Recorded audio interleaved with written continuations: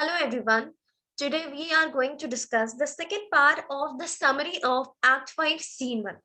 So let's get into the video. So I guess हमने इतना कर लिया था. So we were supposed to start with the tucklet sound. So before starting the video, I would suggest you to go through the first part of the video and then come towards the second part, because you won't be able to understand the scene so clearly if you haven't visited the first one. So the link is in the description. Check it out. And yes, subscribe now for more updates. Okay, so now let's start. इसके बाद फिर लॉरेंज़ो हमने क्या देखा था कि Portia आ जाती है और फिर अब कुछ साउंड्स आने लग जाते हैं, ट्रम्पेट साउंड्स। तो लॉरेंज़ो क्या कहता है कि आपका हस्बैंड भी पहुँच चुका है मैडम, बिकॉज़ ट्रम्पेट की साउंड आ रही है और मैडम आप बिल्कुल भी टेंशन मत लो, हम किसी को भी आपके यहाँ पे ना होने की खबर नहीं देंगे।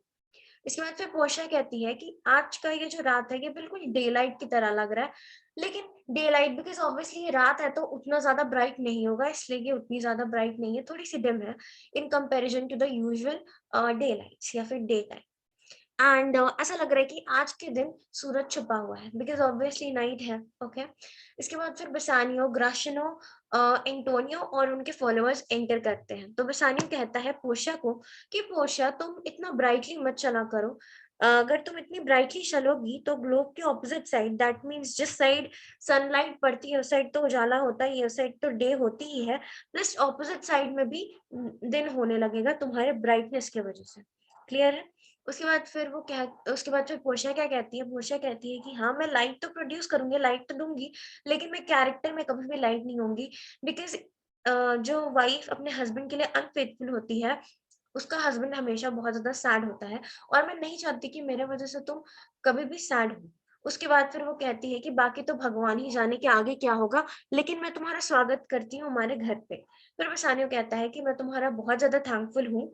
फिर वो कहता है कि मेरे फ्रेंड का स्वागत करो, यही है वो इंसान, यही है एंटोनियो, जिसका मैं बहुत बड़ा कर्ज़दार हूँ।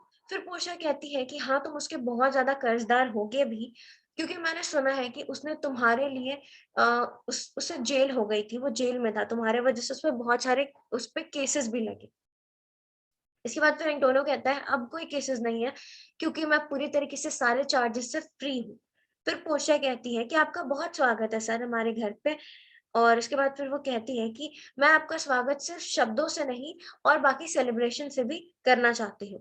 फिर उसके बाद फिर ग्राशिनो बोलता है अपनी वाइफ से, वो दोनों लड़ रहे थे नेरिसा और ग्राशिनो। तो ग्राशिनो बोलता है कि मैं मून की कसम खाकर कहता हूँ कि मैंने तुम्हारे साथ कुछ भी गलत नहीं किया। मैंने उस रिंग को जज के क्लर्क को दिया है, ओके? और एंड वो उसके अलावा और कुछ भी नहीं ले रहा था, क्लियर है? और मैं बस यही चाहता हूँ कि वो इंसान, वो क्लर्क मर जाए, क्योंकि उसकी वज़ह से तुम इतनी ज़्यादा दुखी हो। फिर पोर्शिया कहती है कि तुम लोग झगड़ा कर रहे हो, क्या रीज़न है बताओ? फिर ग्राशिनो बोलता है कि ये उस रिंग के लिए लड़ रही है जो कि गोल्ड का रिंग था और वो वर्थलेस था, कुछ ख़ास वैल्यू तो थी नहीं उस रिंग की, उतना कुछ ख़ास नहीं था उस रिंग में।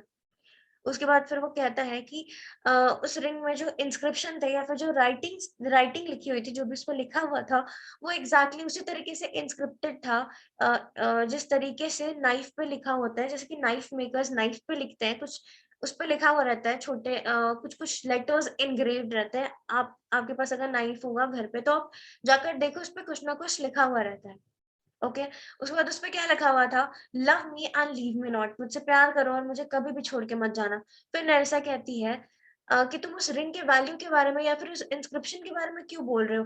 मैंने उस रिंग को तुम्हें दिया था, तुमने वादा भी किया था कि कभी भी तुम उस रिंग को खुद से जुदा नहीं होने दोगे, क्लियर है? और तुम उसे अपनी आखिरी सांस तक, जब तक तुम जिंदा रहते हो तब तक तुम उस रिंग को पहनोगे, और जब तुम मर जाओगे तो वो रिंग तुम्हारे तुम्हारे ग्रेव में, दैट मीन्स तुम्हारे कब्र में होगा, क्लियर है? इतना सबको समझ में आया, राइट? और उसके बाद फिर वो क्या कहती है, अ, अगर तुम मेरे लिए ना सही तो एटलीस्ट तुम उस प्रॉमिस को रखने के लिए तो ये रिंग को नहीं देते खुद से, मतलब इस रिंग को खुद से अलग नहीं करते। एटलीस्ट खुद की रिस्पेक्ट करते हुए, उस प्रोमिसेस की रिस्पेक्ट करते हुए तुमने इस रिंग को जज के क्लर्क को दे दिया। अगर भगवान जज होता तो सीरियसली उस क्लर्क के पास कभी भी दाढ़ी नहीं होगा, यानी कि कभी भी उस मैं भगवान को बस यही प्रे करती हूँ कि उस क्लर्क की कभी भी दाढ़ी ना आए। उसके बाद फिर बेसानियो उसके बाद फिर ग्राशिनो कहता है कि क्योंकि वो एक मैन है तो डेफिनेटली उसकी दाढ़ी तो होंगी, उसकी बियर्ड तो होगी ही, ग्रो तो होगी। फिर नरेसा कहती है कि क्या पता वो एक वुमन हो और तुम मुझे मैन बता रहे हो। ओके। उसके बाद फिर ग्राशिनो कहता है कि मैं सचमुच मैं तुमसे वादा करता हूँ कि मैंने अपने हाथ से जो ये रिंग निकाल के दिया था वो एक यूथ को दिया था, और वो एक लड़के की तरह, वो एक छोटा सा लड़का था, एक काइंड लड़का था। ओके, लड़के की तरह था, और वो बहुत छोटा था साइज में, तुमसे लंबा नहीं होगा, बहुत ज्यादा बकबक करता था। उसने मुझसे ये रिंग लिया एज अ फी, और मैं उसको मना नहीं कर पाया। फिर पोर्शिया कहती है कि सच बताओ ग्राशिनो, तो तुम्हें इस बात के लिए तो ब्लेम करनी ही चाहिए, बिकॉज तुमने अपनी वाइफ का फर्स्ट गिफ्ट खो दिया। तुम्हारी वाइफ ने सबसे पहला चीज तुम्हारे फिंगर पे तुम्हें पहनाया था, सबसे पहला रिंग दिया था, बहुत सारे प्रोमिसेस के बाद, और बहुत सारे तुम पे विश्वास रख के, बहुत सारे प्रोमिसेस के बाद तुम्हें रिंग पहनाया, तुम पे विश्वास रख के, तुम्हारे ऊपर फेथ रख के। मैंने भी अपने प्यार को, अपने बसानियों को एक रिंग दिया है, और मैंने उससे बहुत सारी प्रोमिसेस ली है कि कभी भी वो उस रिंग को अपने हाथ से कभी भी जुदा नहीं करेगा। एंड यहाँ पे वो खड़ा है, यहाँ पे है उसके पास ये रिंग। और फिर वो कहती है कि मैं उसके बिहाफ में मैं ये डेयर के साथ कह सकती हूँ कि वो रिंग कभी भी वो अपने हाथ से नहीं छोड़ेगा, ये रिंग को कभी भी वो जुदा नहीं करेगा, कभी भी इस रिंग से वो अलग नहीं होगा, चाहे उसे दुनिया की सबसे महंगी से महंगी चीज क्यों ना मिल जाए, वो कभी भी इस रिंग को खुद से अलग नहीं करेगा। और ग्राशिनो, तुमने अपनी वाइफ को बहुत ज्यादा सैड किया है इस बेकार से रीजन की वजह से, अगर मैं होती तो मैं बहुत ज्यादा गुस्सा होती। उसके बाद फिर बेसानियो कहता है, साइड में जाकर वो डायलॉग डिलीवर करता है, खुद से ही ऑडियंस से जाकर कहता है कि खुद को बचाने का बस मेरे पास एक ही तरीका है कि मैं अपना लेफ्ट हैंड काट लूं और पोर्शिया को कह दूं मैं इस हाथ को बचाने के चक्कर में या खुद को बचाने के चक्कर में मैंने वो रिंग खो दी। इतना क्लियर है? सबको समझ में आया अच्छे से? Is it clear to all? यहां तक हमने कर ली, राइट? इसके बाद फिर ग्राशिनो क्या कहता है कि मेरे लॉर्ड बेसानियो ने ये रिंग लॉयर को दे दिया जो कि उससे मांग रहा था, और डेफिनेटली वो लॉयर ये रिंग डिजर्व करता था। उसके बाद फिर उसका जो क्लर्क था, उसने जो डॉक्यूमेंट्स रेडी करे, ठीक है, जो क्लर्क था उसने बहुत सारे डॉक्यूमेंट्स, जो भी राइटिंग वर्क थी वो उसने किया कंप्लीट, तो उसने मुझसे ये रिंग मांगा। और ना ही वो क्लर्क मान रहा था, ना ही वो लॉयर मांग रहा था, मान रहा था किसी और चीज के लिए, उन्हें बस चाहिए थी तो ये दोनों रिंग्स ही। फिर पोर्शिया कहती है कि बसानियो, तुमने उसे कौन सा रिंग दिया, कहीं तुमने उसे मेरा रिंग तो नहीं दे दिया? मतलब मैं ये विश्वास रखती हूँ तुम पे, मैं ये होप करती हूँ कि तुमने मेरा रिंग उसे नहीं दिया हो। फिर बसानियो कहता है कि मैं तुमसे झूठ कैसे बोलूं, अगर मैं झूठ बोलूंगा तो इससे मैं अपना ही फॉल्ट बढ़ाऊंगा। मैं तुम्हें मना नहीं कह सकता, तुम्हें मना नहीं कर सकता, क्योंकि तुम देख ही रही हो कि मेरे फिंगर में वो रिंग नहीं है, दैट मीन्स मैंने ये रिंग दे दिया है।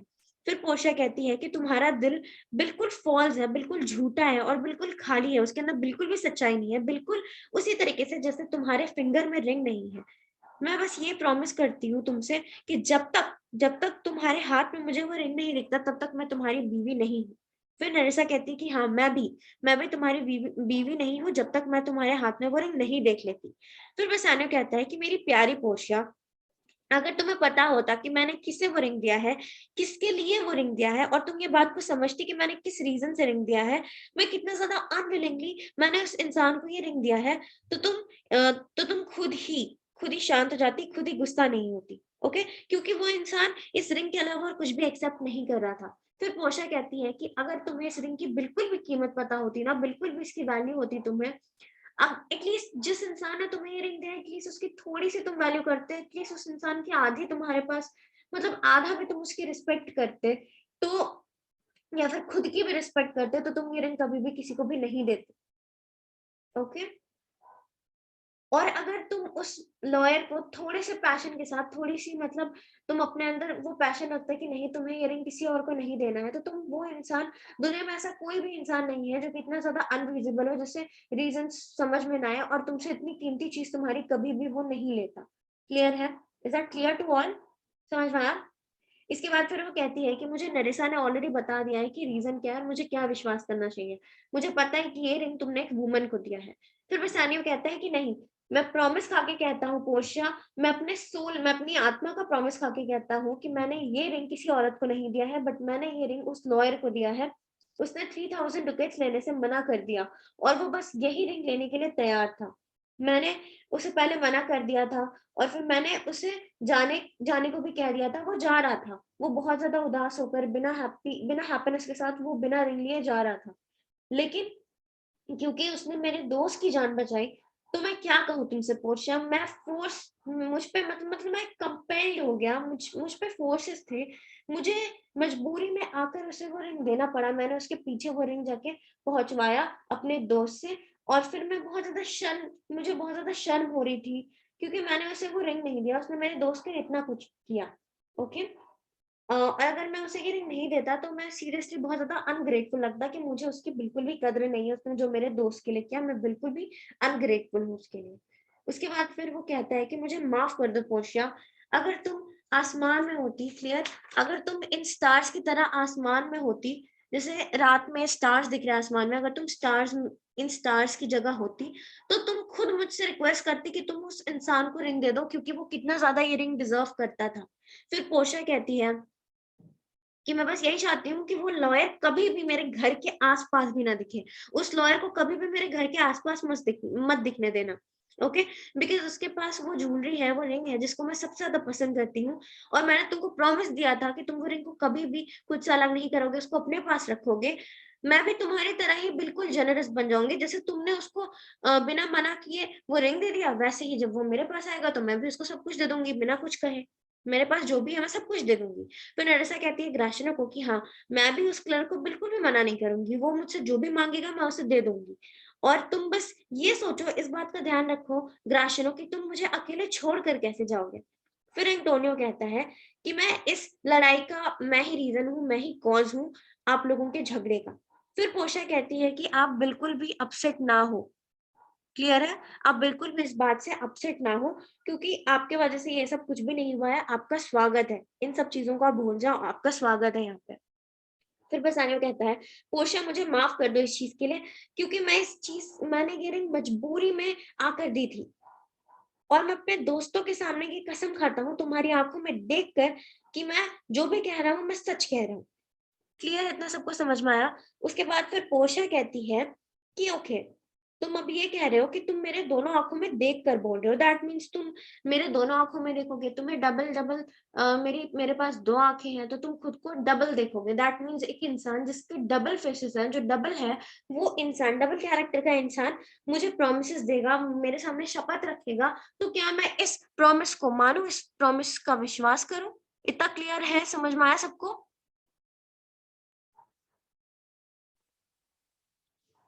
इसके बाद बसानियो कहता है, नहीं नहीं, मेरी बात सुनो, मुझे इस गलती के लिए माफ कर दो, और मैं अपनी आत्मा की कसम, यानी कि मैं अपने दिल से ये बात कह रहा हूँ कि मैं तुम्हारा दिया हुआ कोई और प्रॉमिस नहीं तोड़ूंगा।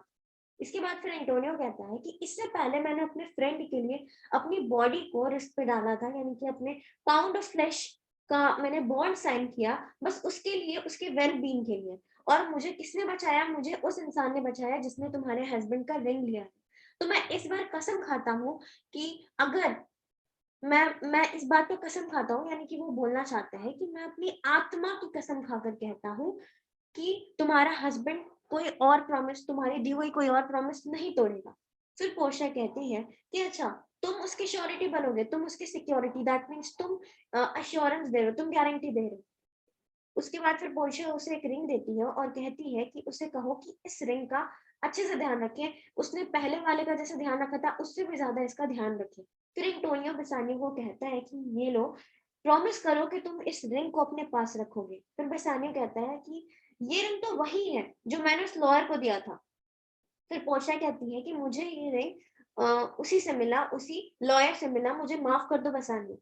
फिर नरेसा कहती है कि और मुझे माफ कर दो ग्राशिनो, मुझे भी ये रिंग उस छोटे साइज वाले लॉयर की क्लर्क से मिला, मुझे उसने ये रिंग उसी ने दिया है। फिर पोर्शिया कहती है कि तुम लोग दोनों सरप्राइज क्यों हो? तुम लोग सरप्राइज हो, ये रहा वो लेटर। जब भी पॉसिबल हो तुम लोग इस लेटर को पढ़ो। ये लेटर कहाँ से आया है? ये लेटर आया है पैडवा से। बेलेरियो ने ये लेटर भेजा है, और इस लेटर में क्या लिखा है? इस लेटर में तुम देखोगे कि पोर्शिया कौन है? पोर्शिया लॉयर है, और नरेसा क्या है? नरेसा क्लर्क है। क्लियर है? उसके बाद फिर यहाँ पे जो लॉरेंजो है, ये भी इस बात का गवाह है कि हम लोग तुम्हारे जाने के तुरंत बाद हम लोग भी चले गए थे, और हम लोग अभी जस्ट पहुंचे हैं। अभी तक मैं घर तक भी नहीं गई हूँ, मैं अपने घर पे भी एंटर मैंने नहीं किया है। फिर एंटोनियो को वो कहती है कि तुम्हारा बहुत स्वागत है, जिस तरीके से तुमने सोचा था, जिस न्यूज की तुम्हें तलाश थी, मैं उससे भी अच्छा न्यूज तुम्हें देने वाली हूँ। इस लेटर को खोलो एक बार। उसके बाद फिर वो कहती है कि तुम्हें इस लेटर में देखने को मिलेगा, या फिर तुम्हें इस लेटर में ये न्यूज मिलेगी कि तुम्हारे तीनों शिप्स सही सलामत है, रिचली लेडन है गुड्स से, और वो लोग अपने हार्बर्स में सेफली पहुंच चुके हैं। उसके बाद फिर वो कहती है कि ये जो न्यूज है, ये बहुत अनएक्सपेक्टेड न्यूज है जो कि तुम्हें इस लेटर से मिला है। क्लियर? उसके बाद फिर एंटोनियो कहता है कि मैं स्पीचलेस हूँ, मैं कुछ बोल नहीं पा रहा हूँ। इतनी अच्छी खबर सुन के एंटोनियो भी स्पीचलेस हो जाता है, उसे समझ में नहीं आता कि वो क्या बोले। फिर इसके बाद फिर बेसानियो कहता है कि क्या तुम ही लॉयर थे जिसे मैं पहचान नहीं पाया? उसके बाद फिर ग्राशना बोलता है कि और तुम क्लर्क थी। क्लियर है? इतना सबको समझ में आया? Okay, so let me just cancel some part. ये वाला जो पार्ट है, ये वाले आपके बुक में नहीं दिए हुए हैं। सो आप अपना बुक भी ओपन करके रखो साथ में, ताकि आपको एक्सप्लेनेशन अच्छे से क्लियर हो जाए। Fine, shall we move on? Okay. इसके बाद फिर एंटोनियो क्या कहता है? एंटोनियो कहता है कि स्वीट लेडी, तुमने मुझे एक नया लाइफ दिया, तुमने मेरी जान बचा ली, और तुमने मेरे लिए बहुत कुछ किया है। ये मेरे लिए सब कुछ है। क्लियर? इस लेटर में मुझे ऐसी खबर मुझे मिली, मेरे शिप्स का सेफली पहुंचना, ये बहुत ज्यादा सरप्राइजिंग न्यूज है मेरे लिए। ओके। फिर पोर्शिया कहती है कि लॉरेंजो, तुम्हारे लिए भी एक खबर है जो कि मेरा क्लर्क तुम्हें देगा। फिर नेरिसा कहती है कि हाँ, मैं तुम्हें वो खबर दूंगी, और बिना किसी फीस के, बिना फीस चार्ज किए। और फिर उसके बाद वो कहती है कि आई गिव यू, एंड उसके बाद फिर वो क्या करती है, फिर जो जेसिका थी, वो उन्हें कहती है कि मैं तुम्हें ये डीड ऑफ गिफ्ट देती हूँ, जो कि मुझे शाइलॉक से मिला है। शाइलॉक ने इस डीड ऑफ गिफ्ट को साइन किया है। इसके अकॉर्डिंग शाइलॉक के मरने के बाद उसकी सारी प्रॉपर्टीज तुम लोगों की हो जाएगी। क्लियर है? उसके बाद फिर लॉरेंसो कहता है कि फेयर लेडीज, आप लोगों ने हम जैसे, मतलब यहाँ पे वो एग्जाम्पल देता है, खुद को वो कंपेयर करता है किससे? एक स्टार्विंग इंसान से, भूखे इंसान से, जिसे खाना मिला है। क्लियर? भूखे इंसान को जब खाना मिलता है तो वो कितने ज्यादा खुश हो जाते हैं। बिल्कुल उसी तरीके से हमारे पास ना घर था ना जमीन थी, लेकिन तभी भी आपने हमारे लिए इतना कुछ किया, हम बहुत ज्यादा खुश हैं हम दोनों। इसके बाद फिर पोर्शिया कहती है कि सुबह तो हो ही चुकी है, और मैं श्योर हूँ कि तुम सब जानना चाहते हो कि क्या कैसे हुआ, पूरे इवेंट्स के बारे में तुम्हें अच्छे से खबर जाननी होगी। तो चलो हम लोग अंदर चलते हैं। अंदर जाकर तुम हमें इंट्रोगेट करना, दैट मीन्स क्वेश्चंस पूछना, और फिर वहां पे हम तुम्हारे सारे क्वेश्चंस का आंसर सच सच बताएंगे। फिर ग्राशनो बोलता है कि हाँ बिल्कुल ऐसे ही करते हैं। उसके बाद फिर वो कहता है कि लेकिन इस रिंग का, जब तक मैं जिंदा हूँ, इस रिंग का मैं तब तक ध्यान रखूंगा, मैं इस रिंग का बहुत सेफली ध्यान रखूंगा। मतलब कि कुछ भी चीज दुनिया की, सबसे अधिक टेंशन देने वाली चीज कुछ भी हो जाए, लेकिन मैं नरिसा के इस रिंग को कभी भी नहीं खोऊंगा। मैं नरिसा के इस रिंग का बहुत अच्छे से ध्यान रखूंगा। ओके, कभी भी उसके रिंग को कभी भी कुछ भी नहीं होने दूंगा। So guys, this was all about the scene. समझ में आया सबको अच्छे से? क्लियर है सबको? ओके, सो कुछ कुछ सेंटेंसेस है, ये वाला जो बुक मैंने जिससे आपको पढ़ाया है, इसमें थोड़ी बहुत कुछ कुछ सेंटेंसेस चेंज है, बट यस, मैंने जो भी पैराफ्रेज बताया है वो आपके मर्चेंट वेनिस बुक से ही है। So go through your books once and go through the explanation which I explained you right now. I give the direct explanation of the lines. That means कि मैं एक एक लाइन को बार बार read नहीं करती हूँ, because that's time consuming.